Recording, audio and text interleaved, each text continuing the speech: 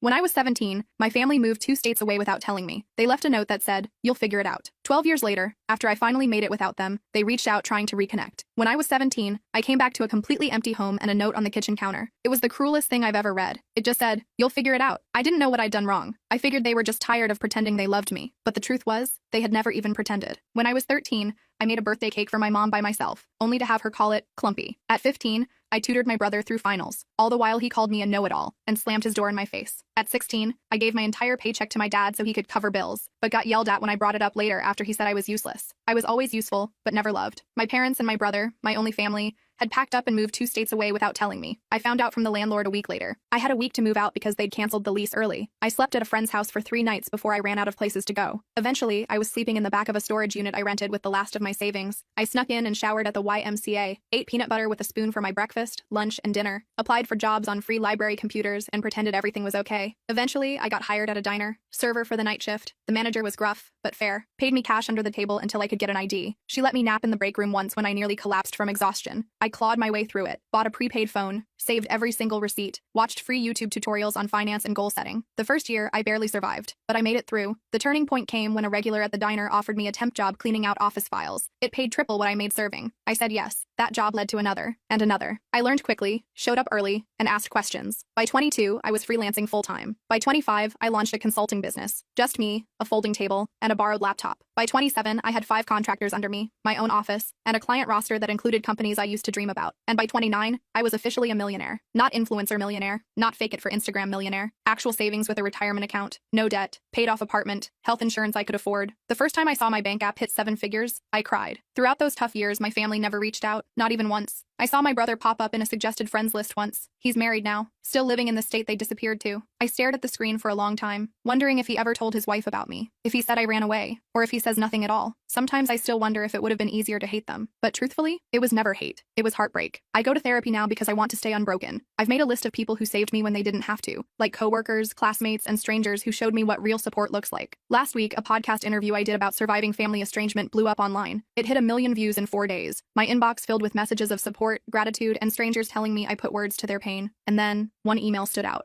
The subject line, "You're still our daughter." It was from my mom. No apology. Just a paragraph about hearing my side and how maybe we could talk. Then another message, this time from my brother. "We miss you. Can we fix this?" I stared at the screen for a long time before closing the laptop. I sat with it and wondered if healing means looking back or staying forward. I didn't respond right away, so I needed time to process. My therapist, Melissa, suggested I take at least a week before making any decisions. "Give yourself space to feel whatever comes up," she said during our session. "There's no rush to respond." So I did. I focused on work, went to the gym, had dinner with friends. Normal stuff. But those emails haunted me. I kept opening them, reading them, closing them again. My mom's message felt cold, clinical almost, like she was reaching out to a distant acquaintance. My brother's was shorter but somehow felt more genuine. I couldn't stop thinking about them. After 10 days, I decided to reply to my brother first. Just something simple. I wrote, "It's been 12 years. What changed?" Then I hit send before I could overthink it. His response came within an hour. He said the podcast made him realize what they'd done. He claimed he was only 15 when they left me, that he didn't have a choice, that he'd always wondered about me, that he'd looked me up online a few times over the years but never had the courage to reach out, that seeing me successful made him proud. I didn't buy it, not completely. If he'd been so concerned, why wait until I was publicly successful? I asked him exactly that. His next email was longer. He admitted that money was tight for them, that my parents' business had failed, that his wife was pregnant with their second child, that medical bills were piling up. I felt my stomach drop. There it was, the real reason. I didn't respond for another week. Then my mom sent a follow-up email with old family photos attached. Pictures of me as a baby, pictures of us at the beach when I was maybe 5 or 6, pictures of me and Michael building a snowman, happy moments that felt like they belonged to someone else's life. At the bottom of the email she wrote, "We made mistakes. We want to make amends." I showed the emails to Melissa during our next session. She reminded me that I was in control, that I could set boundaries, that I didn't owe them anything. But she also said that closure might help me move forward, whether that meant reconciliation or a final goodbye. I nodded along, but inside I felt conflicted. Part of me wanted to tell them to go to hell. Another part wanted to understand why they left me. And a tiny, stupid part of me still wanted them to love me. I decided to meet my brother first. Just him. No parents. We arranged to meet at a coffee shop in Chicago, halfway between where we both lived. I flew in that morning, checked into a hotel, and tried to calm my nerves. I almost canceled 3 times. But at 2 p.m., I walked into that coffee shop and saw him immediately. He looked older, heavier, with a receding hairline, but his eyes were the same. He stood up when he saw me, awkward and uncertain. I didn't hug him. We just sat across from each other with our coffees, like strangers. The first 20 minutes were painful. Small talk about the weather, about my flight, about his drive. Then he started apologizing. Emma, I'm so sorry, Michael said, his voice cracking. I was just a kid when it happened. I didn't know they were planning to leave you behind until it was too late. I was too scared to stand up to them. I just listened, watching his face for signs of deception. He seemed sincere, but I'd been fooled before. I asked him the question that had haunted me for 12 years. Why me? Why was I the one left behind? He looked down at his coffee. They always saw you as the strong one, the independent one, the one who would be fine on your own. They thought you didn't need them as much as I did. They convinced themselves you'd be better off without them. It was the most ridiculous thing I'd ever heard. I told him about the storage unit, about eating peanut butter for weeks, about showering at the YMCA and working night shifts at 17. His face crumpled. I didn't know, he whispered. They told me you had a plan, that you wanted to stay behind, that you were going to live with a friend's family, that you'd chosen to separate from us. All lies. By the end of our meeting, I wasn't sure what to think. He seemed genuinely remorseful. He showed me pictures of his wife and daughter, told me about his job as an accountant, asked about my business, didn't directly ask for money, which surprised me. When we parted, he hugged me. I let him, but I didn't hug back. I just stood there, arms at my sides, feeling nothing. Back at my hotel, I called Melissa, told her everything. She pointed out that while my brother seemed sorry, he was still framing himself as a victim rather than acknowledging his role in my abandonment. She was right. He'd been 15, not 5. Old enough to pick up a phone, old enough to send an email, old enough to check on me at some point in 12 years. That night, my mom called. I hadn't given her my number, so Michael must have. I almost didn't answer, but curiosity won out. Her voice sounded older, raspier. She cried when I said hello, started talking about how proud she was of me, how she'd always known I would succeed, how special I was. I let her talk herself out. Then I asked her the same question I'd asked my brother. Why me? Her answer was different. We were in debt, Emma. We couldn't afford 3 mouths to feed. We knew you were smart enough to make it on your own. We figured you'd go to social services and get placed with a better family. We thought we were doing you a favor. I hung up on her, blocked her number immediately, threw my phone across the room and screamed into a pillow. The next morning, I had an email from my dad. First contact in 12 years. He didn't apologize. Instead, he wrote about how hard their lives had been, about medical bills and failed businesses, about how Michael's wife needed surgery, about how they were facing eviction. Then, at the very end, he asked if I could help the family out. Not a single question about my life, not a single acknowledgement of what they'd done. I forwarded the email to Melissa with the subject line, and there it is. She called me immediately, despite it being Sunday. We talked for an hour, about boundaries, about forgiveness versus reconciliation, about the difference between helping someone and enabling them, about what I actually wanted versus what I thought I should want. By Monday morning, I had made my decision. I emailed my brother, told him I was glad we'd met, that I understood he was in a difficult position when we were younger, that I was willing to have a relationship with him and his family, but with clear boundaries. No money, no loans, no financial support of any kind, and no relationship with our parents until they took full responsibility for their actions. His response was immediate and telling. I'm really disappointed, Emma, he wrote. Our parents really need help. Families should support each other. You're being selfish with your success. All the guilt buttons they'd installed in me as a child, pushed at once. I didn't respond. Instead, I booked an appointment with Melissa and a vacation to Bali. I needed space to process everything. 3 days later, Michael called, left a voicemail apologizing for his email, said he understood my position, said he still wanted a relationship on my terms, said he'd respect my boundaries. I listened to it twice, trying to decide if he was sincere or just changing tactics. I decided to give him one more chance, but with my guard up. I went to Bali anyway, spent 2 weeks on the beach, hiking through rice fields, and meditating. I needed the distance. When I got back, I had 6 more emails from my dad, each more desperate than the last. I didn't read past the subject lines. I also had a text from Michael asking if we could talk again. I agreed to a phone call, nothing more. The call started okay. He apologized again for pushing. I've been thinking a lot about what you told me, he said. I'm in therapy now too. I believed that part. He sounded different, less defensive. We talked about his kids, about my business, normal stuff. Then he mentioned that our parents were coming to visit him next weekend, asked if I would consider meeting them, just for an hour, in a public place. I felt my chest tighten. I'm not ready for that, Michael. He pushed a little but backed off when I got quiet. After we hung up, I called Melissa. We had an emergency session that night. She helped me realize I was afraid of seeing them. Not because I hated them, but because I still craved their approval. Still wanted them to love me. Still wanted to be enough. It was pathetic, but it was true. I cried for an hour in her office. The next day, Michael texted again. Said our mom was crying all night after he told her I wouldn't meet them. Said our dad was talking about driving to my city anyway. I felt panicky. Blocked Michael's number immediately. Then I called my assistant and told her I was working from home for the week. Ordered groceries for delivery. Basically hid in my apartment like a scared kid. On Wednesday, the doorman called up. Said there was a couple asking for me. Wouldn't give their names. I knew instantly. Told him I wasn't accepting visitors. 5 minutes later, my phone rang from an unknown number. I let it go to voicemail. It was my dad. Emma, we drove 8 hours to see you, his angry voice said. You're being childish. We deserve a chance to explain. I deleted the message and turned off my phone. Thursday morning, I woke up to someone pounding on my door. I froze in bed, heart racing, checked the peephole. It was them, my parents, standing in my hallway like they had any right to be there. Emma, please. My mom's voice came through the door. We just want to talk to you. We know you're in there. My dad added. We love you. We're sorry. I didn't open the door. I sat on the floor with my back against the wall, shaking. Eventually, they left. I called building security immediately, told them not to let those people up again. The guard sounded concerned, asked if I needed police. I said no, just don't let them up. Then I called Melissa. She came over on her lunch break, brought me a sandwich and sat with me while I cried, told me I had every right to set boundaries, that I didn't owe them a meeting, that what they were doing was harassment, not reconciliation. After she left, I got an email from Michael. He was furious.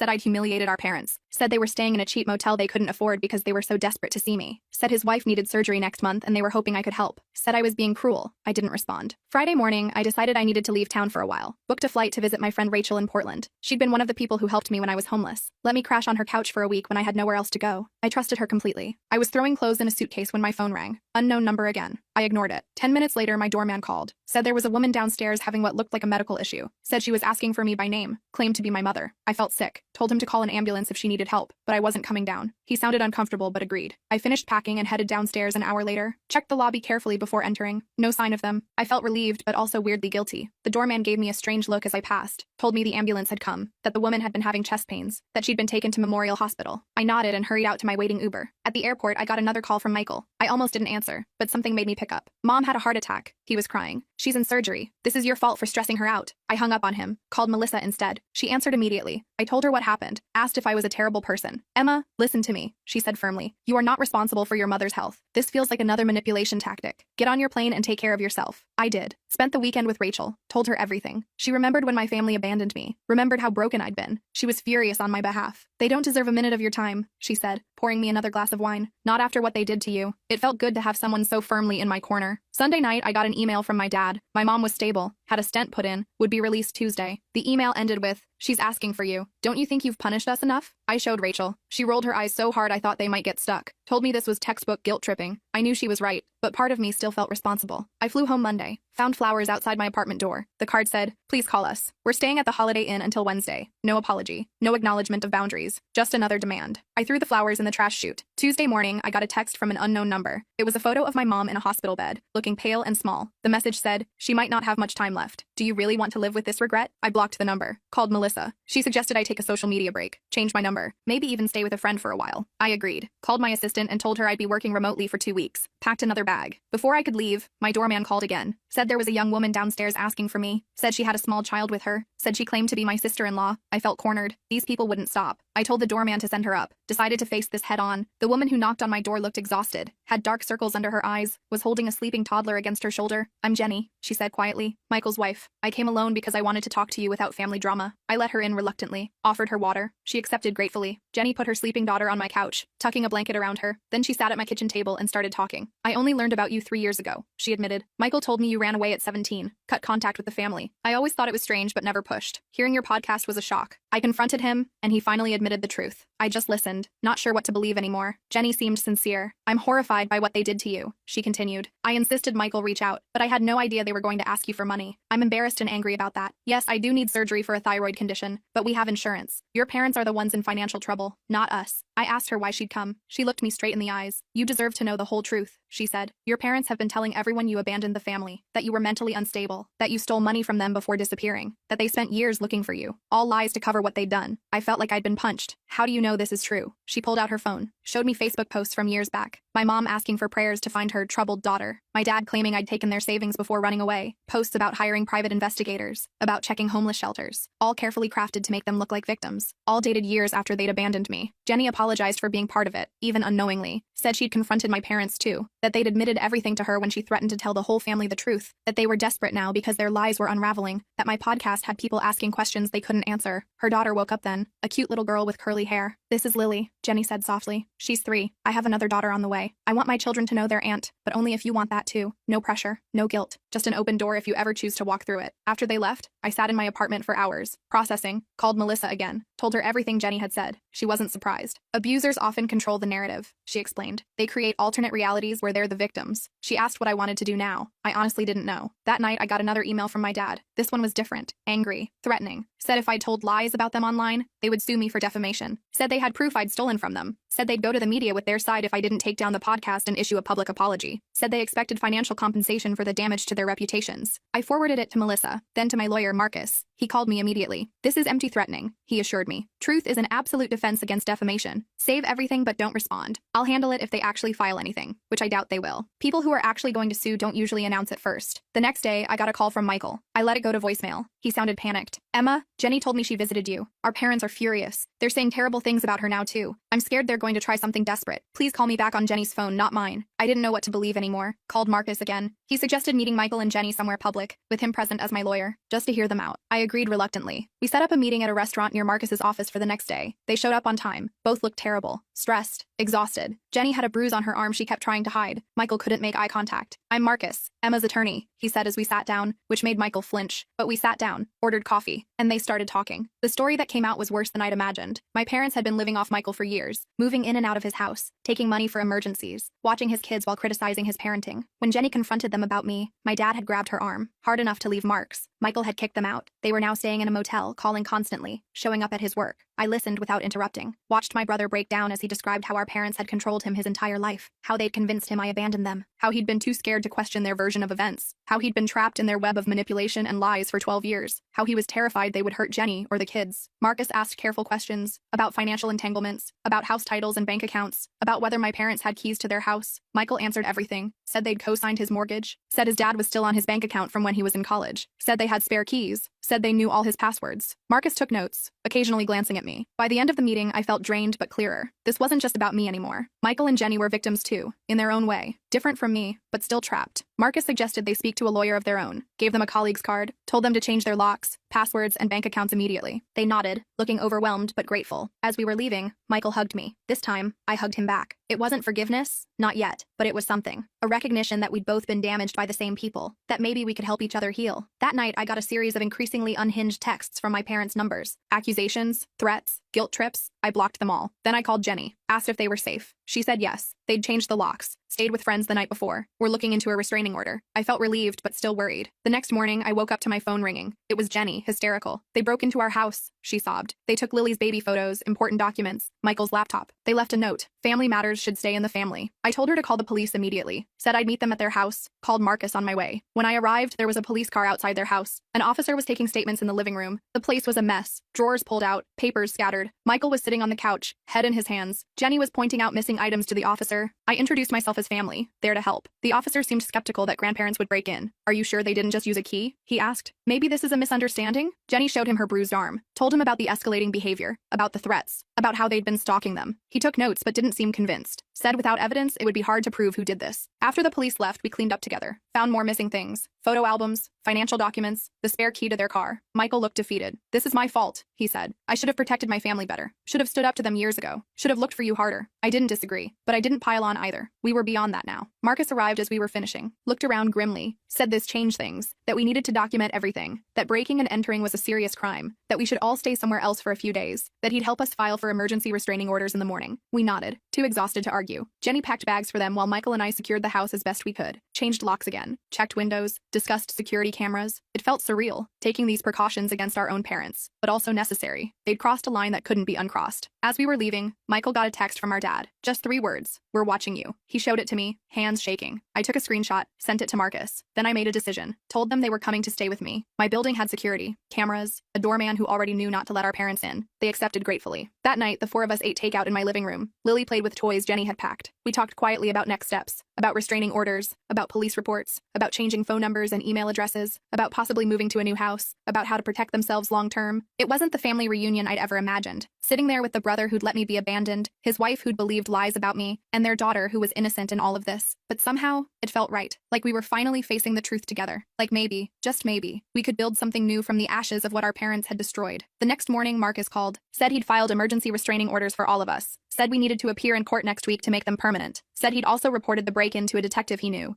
who was taking it more seriously than the responding officers had, said we should all stay together until this was resolved. I agreed, called my assistant, told her I'd be working from home indefinitely, family emergency. She understood, rearranged my schedule. I set up a workspace in my guest room for Michael, who also needed to work remotely. Jenny and Lily took over my living room, building pillow forts and watching cartoons. It was strange having people in my space. I'd lived alone for years, liked my quiet routines, my clean counters, my empty sink, but there was something comforting about the noise too, about Lily's laughter, about Jenny's quiet humming as she folded laundry, about Michael's typing from the other room. It felt like family. Not the family that had abandoned me, but maybe the family we could become. That afternoon, my doorman called up, said there was a delivery, flowers. I told him to check the card before sending them up. He read it to me. "We know where you all are. This isn't over." I told him to refuse the delivery, call the police if the delivery person wouldn't take them back. Then I called Marcus again. He said he'd add this to our case file, that it strengthened our request for restraining orders, that we were doing everything right. I didn't tell Michael or Jenny about the flowers. They were stressed enough. Instead, I ordered extra groceries, made dinner for everyone, played with Lily, tried to create some normalcy in this bizarre situation. But that night, after everyone was asleep, I sat alone in my kitchen and finally let myself feel everything. The fear, the anger, anger, the grief, the strange hope. I cried silently into a dish towel so no one would hear me. In the morning, Jenny found me making coffee, asked if I was okay. I lied, said yes. She didn't believe me. Sat down at the counter. It's okay not to be okay, Emma, she said gently. I'm not either. Michael cries in the shower where he thinks no one can hear.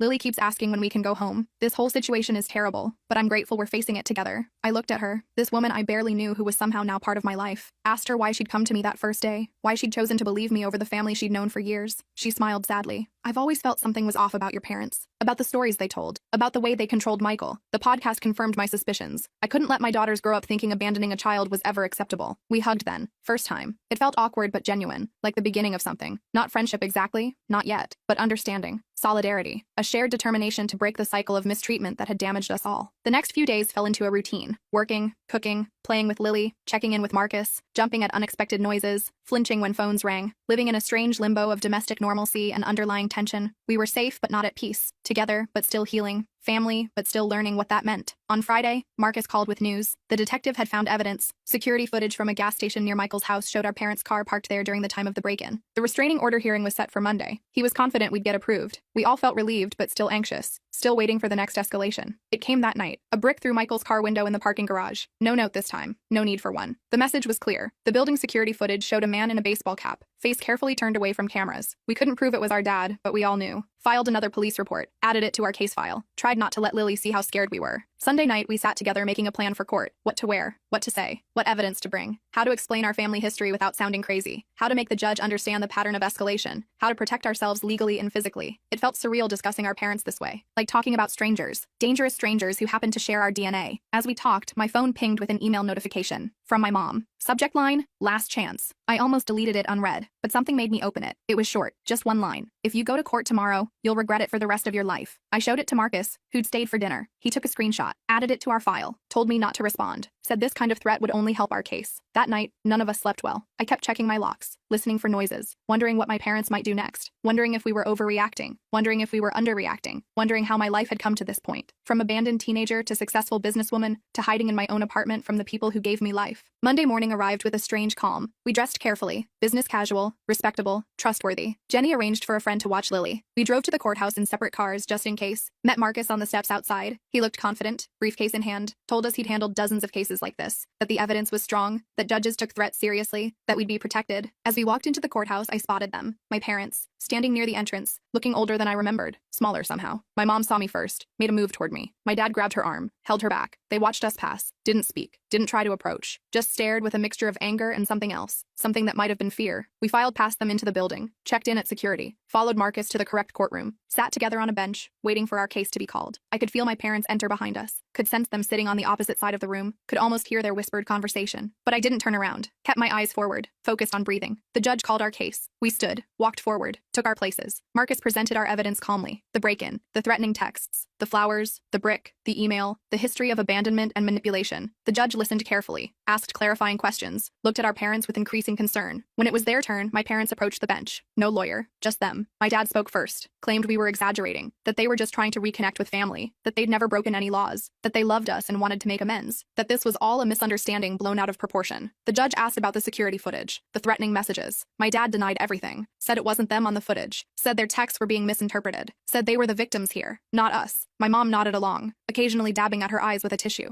Then the judge asked them directly about abandoning me at 17. My dad hesitated, started talking about troubled teens, about difficult decisions, about doing what they thought was best. The judge cut him off, asked again, directly, did you leave your minor child alone and move to another state? My dad looked down, mumbled something about financial hardship. The judge's expression hardened. After hearing both sides, the judge granted our restraining orders. 3 years, no contact, no approaching our homes or workplaces, no messages through third parties. Any violation would result in immediate arrest. My parents looked stunned, like they couldn't believe this was happening, like they'd never faced consequences before. As we left the courtroom, my mom called my name, just once, softly. I kept walking, didn't look back, felt a weight lifting with each step. Not healing, not yet, but the beginning of it. The first real boundary that couldn't be crossed without serious consequences. Outside, Marcus shook all our hands, said we'd done well, said the orders were solid, said to call him immediately if there were any violations, said he was proud of us for standing up for ourselves. We thanked him, feeling dazed but relieved, like survivors of a natural disaster, blinking in the sunlight. Michael hugged me on the courthouse steps, a real hug this time. I'm sorry, Emma, he said, voice breaking, for everything, for not protecting you then, for not finding you sooner, for believing their lies, for bringing this chaos back into your life. I hugged him back, Told him we were going to be okay, that we had each other now, that we could build something new, something better. As we walked to our cars, I felt my phone buzz, a text from an unknown number. I almost didn't check it, but when I did, I felt a chill. It was a photo of Lily at her friend's house, playing in the backyard, unaware she was being watched. Below it, just 4 words: "This isn't over yet." I showed Michael the text immediately. His face went white. He called Jenny, who was already on her way to pick up Lily. I told them to meet us at my apartment. Then I called Marcus from the car, my hands shaking so bad I could barely hold the phone. He told me to forward him the text and drive straight home. Said he'd call the police and meet us there. Said this was a clear violation of the restraining order. Said to stay calm, but vigilant. The drive back felt like it took forever. I kept checking my mirrors, paranoid my parents were following me. When I finally pulled into my building's garage, I sat in my car for a minute just breathing, trying to get my poop together before facing Michael and Jenny. They needed me to be strong right now. I found them already in my apartment, Jenny clutching Lily like she might disappear. The poor kid looked confused and scared. Michael was pacing, running his hands through his hair over and over. I showed them the text. Jenny started crying, said they'd been watching her baby, said she'd never forgive herself if something happened to Lily. Michael put his arms around them both, looking more determined than I'd ever seen him. Marcus arrived 20 minutes later with 2 police officers. They took our statements, looked at the text, made some calls, said they'd send a patrol car to the friend's house to check things out, said they'd try to trace the number, said they'd increase patrols around my building. All the right things, but I could tell they didn't fully get how dangerous my parents could be, how unpredictable, how desperate. After the police left, we sat in my living room trying to figure out next steps. Jenny suggested going to a hotel under different names. Michael thought we should drive to his cousin's house a few states away. I just sat there getting angrier by the minute. This was bullcrap.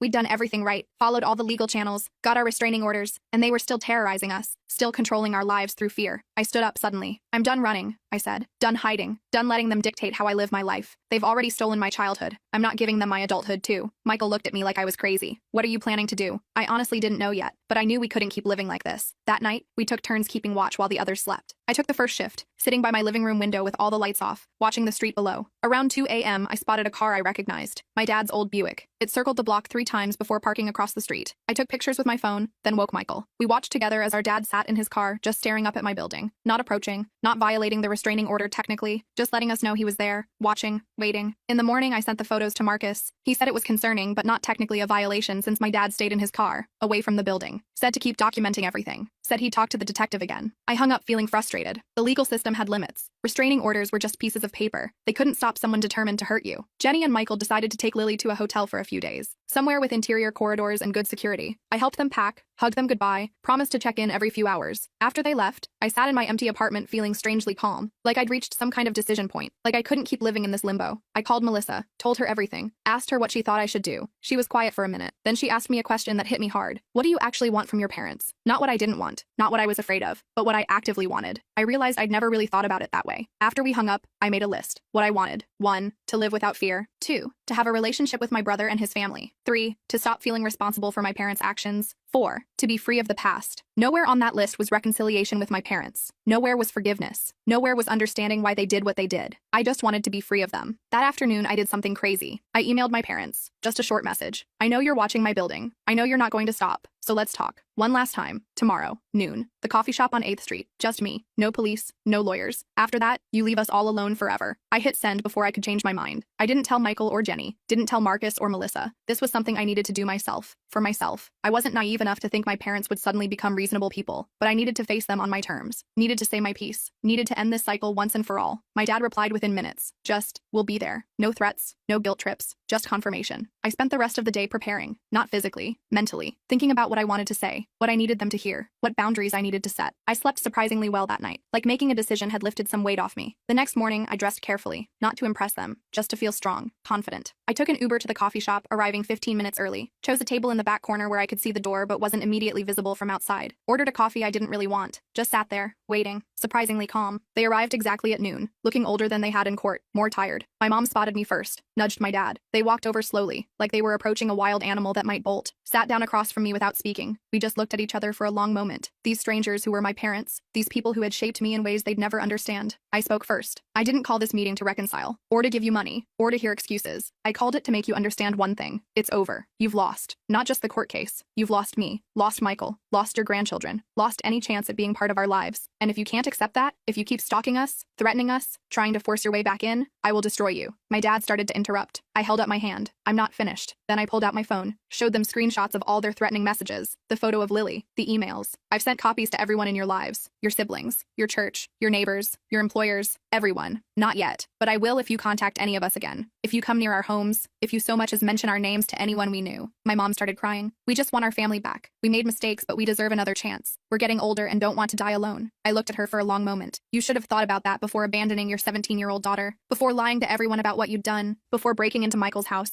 before threatening your own grandchild. My dad got angry then. You're ungrateful. You've always been difficult. You've turned your brother against us. You owe us for raising you. I just laughed. Actually laughed in his face. Do you really think you're entitled to gratitude for doing the bare minimum as a parent for 17 years before abandoning me completely? Do you think your parenting was so stellar that I should be thanking you for it? He didn't have an answer for that, just sat there, red-faced and silent. My mom was still crying, but I felt nothing. No guilt, no sympathy, just a cold clarity that these people were never going to change, never going to take responsibility, never going to be the parents I deserved. I stood up to leave. This is your last warning. Next time you violate the restraining order, I won't just call the police. I'll make sure everyone you know understands exactly what kind of people you really are. I have the resources to make your lives very difficult if you force my hand. I don't want to do that, but I will to protect my family, my real family, Michael, Jenny, Lily, the people I choose. As I walked away, my mom called after me. Do you really hate us that much? I stopped, turned around. I don't hate you. I feel nothing for you. You're strangers to me now, and that's your loss, not mine. I walked out of that coffee shop feeling lighter than I had in years, called Michael from the sidewalk, told him everything. He was upset at first that I'd met them alone, then concerned they might retaliate, but mostly he seemed relieved that someone had finally stood up to them directly, said he wished he'd had the courage to do it years ago. I went back to my apartment, packed a bag, decided to join Michael and his family at their hotel for a few days, just to be safe. When I got there, Lily ran to hug me. Auntie Emma, she called for the first time. I almost cried. Jenny hugged me too, said she was proud of me, said she hoped I'd finally get some peace. Michael just squeezed my shoulder, no words needed. We spent the next few days in a weird limbo, waiting for my parents to make their next move, checking our phones constantly, jumping at unexpected noises, but nothing happened. No calls, no texts, no emails, no sightings of their car, just silence. After a week, Michael and Jenny decided to go home, changed all their locks again, installed security cameras, made plans to put their house on the market, started looking at places closer to my city. I went back to my apartment too, back to work, back to something like normal life. 2 weeks passed, then a month. Nothing from my parents. Marcus checked in regularly, said the detective had confirmed they'd returned to their home state, said the restraining orders were still in effect, said we should stay vigilant but try to move forward with our lives. Slowly we did. Michael found a new job in my city. Jenny enrolled Lily in preschool. They bought a house 20 minutes from my apartment. We had dinner together every Sunday, started building new traditions, new memories, a new kind of family based on choice rather than obligation. I kept expecting to feel something about my parents, grief maybe, or guilt, or anger, but mostly I felt relief, like I'd finally put down a heavy weight I'd been carrying since I was 17, like I could finally focus on the future instead of the past. 6 months after the coffee shop confrontation, I got a letter, forwarded through Marcus so my address stayed private, from my mom. I almost didn't open it, almost threw it away unread, but curiosity won out. It was short, just a few paragraphs. No excuses this time, no demands, just an acknowledgement that they'd hurt me deeply, that they'd failed as parents, that they understood why I wanted nothing to do with them, that they were getting counseling, that they would respect the restraining orders, that they hoped someday I might be willing to hear a proper apology, but understood if that day never came. I showed it to Michael. He got a similar letter. We talked about it over dinner that night, about whether it was sincere, about whether it changed anything, about whether we could ever trust them again. We didn't reach any conclusions, just agreed to take it one day at a time, to prioritize our healing, to protect the family we were building. I keep the letter in my desk drawer, not because I'm ready to forgive, not because I want reconciliation, but because it represents something important. My parents finally recognizing my right to set boundaries, my right to choose who I allow in my life, my right to define family on my own terms. Last week, Lily had her 4th birthday party. Michael and Jenny invited me to help plan it. We had it at my apartment. Balloons everywhere. A cake I ordered from a fancy bakery. Presents piled on the coffee table. Lily running around in a princess dress, laughing. Jenny taking pictures. Michael grilling on my balcony. Friends stopping by throughout the day. So much noise. So much joy. At one point, I stepped into the kitchen for a moment alone, just watching through the doorway as Michael swung Lily around in circles, as Jenny laughed at something a friend said. As my apartment, once so empty and quiet, filled with life and love. I thought about that note on my kitchen counter 12 years ago. You'll figure it out. And I had. Not the way they meant, but I'd figured out what family should be, what love should look like, what I deserved all along. I'm not saying everything's perfect now. I still have trust issues, still go to therapy every week, still have nightmares sometimes about being abandoned, still flinch when my doorbell rings unexpectedly, but I'm healing. We all are. Building something new from the broken pieces of our past, something stronger, something chosen, something real. Sometimes people ask if I'll ever reconcile with my parents, if I'll ever let them meet Lily, if I'll ever forgive them for what they did. I don't have answers to those questions yet. Maybe someday, maybe never. But what I do know is this. I'm not defined by what they did to me anymore. I'm defined by what I built after, by the person I chose to become, by the family I chose to create, and that's enough.